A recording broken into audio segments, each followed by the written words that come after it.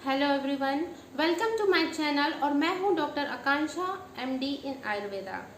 आज इस वीडियो में मैं बहुत ही सीरियस टॉपिक पे डिस्कशन करने जा रही हूं जिसका नाम है डिप्रेशन, जिसे कहते हैं मानसिक अवसाद। इस अवस्था में व्यक्ति को बहुत ही ज़्यादा नेगेटिव फीलिंग आने लगती है, वो बहुत ही ज़्यादा निराशावादी हो जाता है।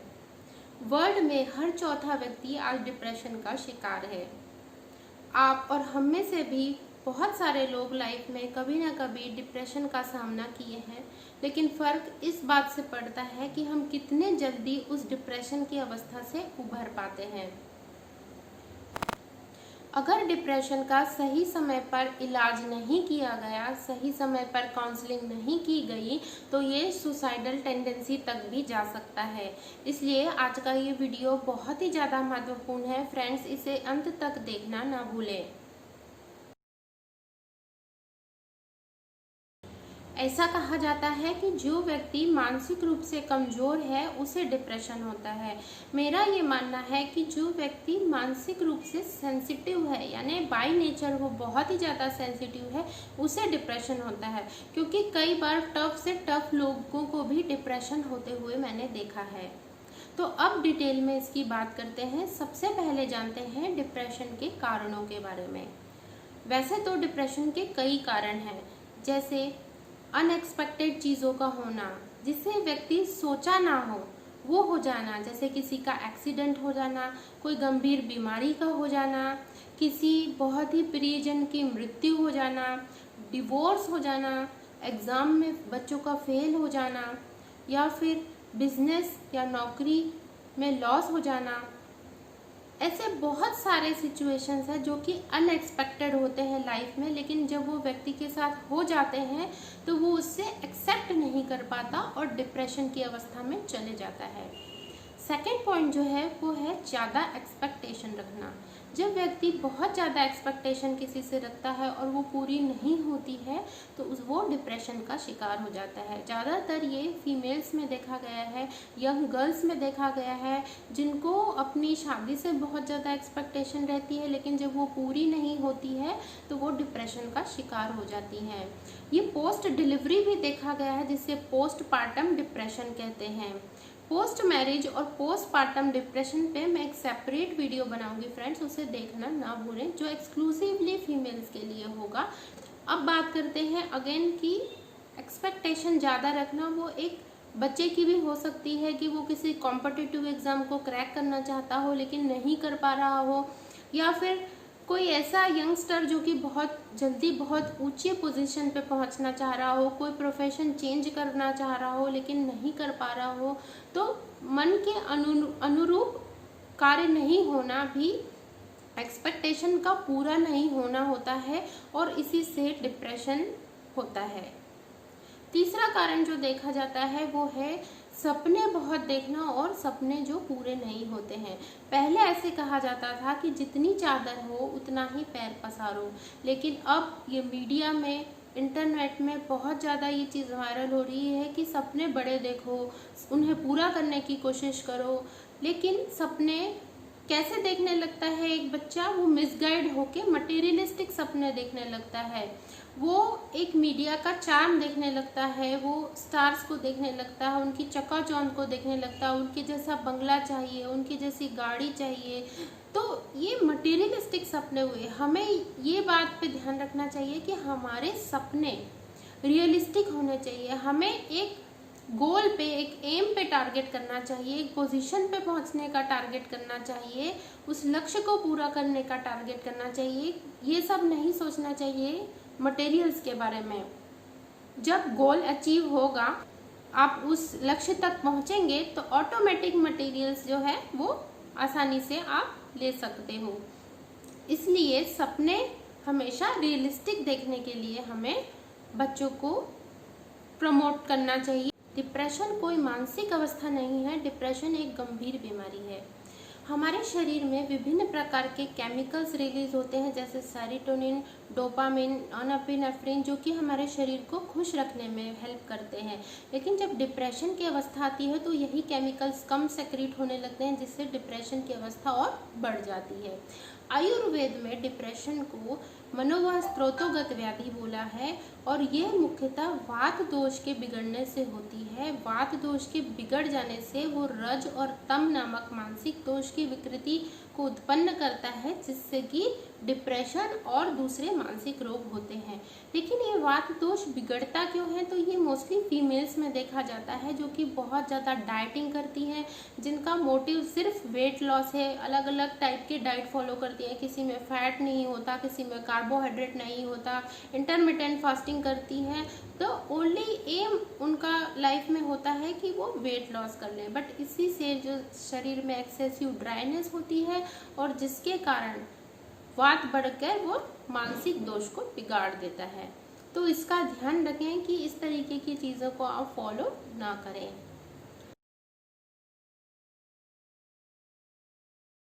अब मैं आपको डिप्रेशन के सिम्टम्स के बारे में बताने जा रही हूँ कि किन किन सिम्टम्स से आप पहचान सकते हैं कि आपको या आपके घर में किसी व्यक्ति को डिप्रेशन है या नहीं।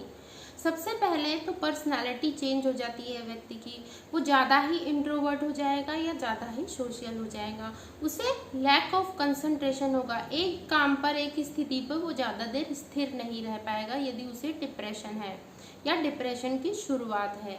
नींद नहीं आना, क्योंकि जो डिप्रेशन का पेशेंट होता है उसको सबसे ज़्यादा ख्याल, यदि वो स्पिरिचुअल है तो पूजा करते समय और या फिर सोते समय बहुत ख्याल आते हैं, जिसकी वजह से नींद नहीं आती है। इसके अलावा भूख न लगना या ज़्यादा भूख लगना, घबराहट होना, बार बार रोना, डर जाना, एक कमरे में अपने आप को या किसी एक स्थान पे कैद कर लेना और सोचते रहना, ये सारे डिप्रेशन के सिम्टम्स हैं। फ्रेंड्स, अगेन ये जो सिम्टम्स हैं ये दो कैटेगरी में डिवाइड किए जाते हैं, न्यूरोटिक एंड साइकोटिक। न्यूरोटिक में जब ये सिम्टम्स शुरुआती तौर पर रहते हैं तो बहुत कम होते हैं, जिन्हें यदि हम शुरुआती तौर पर पहचान लें तो बहुत ही अच्छा होगा। यदि नहीं पहचान पाते हैं तो वो साइकोटिक पे चले जाते हैं, यानी कि यही सिम्टम्स बहुत ही ज़्यादा दिखाई देने लगते हैं। इसके साथ ही आंखों के आसपास डार्क सर्कल्स, और एक डिप्रेशन के पेशेंट को आप ऑब्जर्व करके ही बता देंगे कि डिप्रेशन है, उसकी आंखें स्थिर नहीं होगी, उसका ब्रेन आपको स्थिर नहीं लगेगा। तो ये सारे सिम्टम्स डिप्रेशन के होते हैं, इन्हें जल्दी से जल्दी पहचानना हमें बहुत ज़रूरी है। डिप्रेशन को मुख्यतः दो प्रकार से ट्रीट किया जाता है, एक तो काउंसलिंग और एक कुछ उपचार यानी ट्रीटमेंट के द्वारा। उपचार वाले सेक्शन में मैं आपको आयुर्वेदिक रेमेडीज बताऊंगी, जिसके हेल्प से आप डिप्रेशन से छुटकारा पा पाएंगे। तो सबसे पहले बात करते हैं काउंसलिंग की, जो कि सबसे इम्पॉर्टेंट पार्ट है एक डिप्रेशन के पेशेंट को ट्रीट करने में। और ये काउंसलिंग घर से शुरू होनी चाहिए। हमें अपनी अपब्रिंगिंग को चेंज करना होगा। हमें हमारे बच्चों को ये सिखाना होगा कि वो हमारे लिए इम्पोर्टेंट है, उनकी सक्सेस या उनकी फेलियर्स नहीं। इसके साथ ही इतना फ्रेंडली इन्वायरमेंट घर में होना चाहिए कि यदि किसी को कोई भी परेशानी है तो वो आपस में उसे शेयर कर सके। तीसरा पॉइंट है वो ये है कि यदि स्पिरिचुअलिटी पे भरोसा रखते हैं, आप किसी भी धर्म के हैं, अपने ईस्ट में 15 से 20 मिनट आप ध्यान जरूर लगाएं, उससे बहुत ही ज़्यादा पावर मिलती है और डिप्रेशन को क्योर करने में वो बहुत ही ज़्यादा हेल्पफुल है। इसके साथ ही किसी से कोई एक्सपेक्टेशन नहीं रखना हम सभी को सीखना चाहिए, क्योंकि जब एक्सपेक्टेशन पूरे नहीं होते हैं तभी डिप्रेशन होता है। जो बातें आपको हर्ट करती है, जो लोग आपको हर्ट करते हैं, उनसे दूरी बना कर रखें, क्योंकि उनके संपर्क में रहने से कोई फ़ायदा नहीं है और आपको मेंटल ट्रबल हो जाएगा। जो बातें आपको अच्छी लगती हैं, जैसे म्यूज़िक सुनना, म्यूज़िक बहुत ही ज़्यादा हेल्पफुल है डिप्रेशन को क्योर करने में। म्यूज़िक सुनना, डांस करना, पेंटिंग करना, आपकी जो हॉबीज़ हैं उनको पूरा करिए। अपने लिए ज़रूर दिन में 1 घंटे का समय निकालिए और अपने ऊपर ध्यान ज़रूर दीजिए। इसके साथ ही अब जो मैं बताने चाह रही हूँ वो सबसे ज़्यादा इम्पोर्टेंट है। आपको भी ये लग रहा होगा कि मैं बहुत ज़्यादा ज्ञान दे रही हूँ, लेकिन ये बताना ज़रूरी था। मेंटली स्ट्रांग होना हम सभी को बहुत ही ज़्यादा ज़रूरी है, क्योंकि यदि व्यक्ति मेंटली स्ट्रांग नहीं होगा तो उसे डिप्रेशन से एक बार तो बचाया जा सकता है, लेकिन बार बार लाइफ में कई सारे ऐसे सिचुएशंस आते हैं जब उसे डिप्रेशन होगा और फिर वो उस समय उसके कुछ उपाय नहीं कर पाएगा। तो डिप्रेशन के केस में मेंटली स्ट्रांग होना बहुत ज़्यादा ज़रूरी है, जिसके लिए जो मैंने जैसा बताया स्पिरिचुअलिटी का सहारा ले सकते हैं, अपने हॉबीज़ को फॉलो करिए और जो भी मैंने बातें बताई उसको फॉलो करिए, वो आपको मेंटली स्ट्रांग होने में हेल्प करेंगे। हमें ये बात याद रखनी है कि प्रॉब्लम हमारे अंदर है। जब डिप्रेशन होता है तो हमें ये लगता है कि प्रॉब्लम्स पूरी दुनिया में है, लेकिन ऐसा नहीं है। उस जो प्रॉब्लम हमारे अंदर है उसे दूर करने के लिए हमें फिजिकली और मेंटली दोनों रूप से स्ट्रांग होना बहुत ही ज़्यादा ज़रूरी है। तो अब मैं आपको बताने जा रही हूँ कुछ आयुर्वेदिक रेमेडीज़ और कुछ एक्सरसाइज के बारे में जो आपको फिजिकली और मेंटली स्ट्रांग रखने में और हेल्प करेंगे।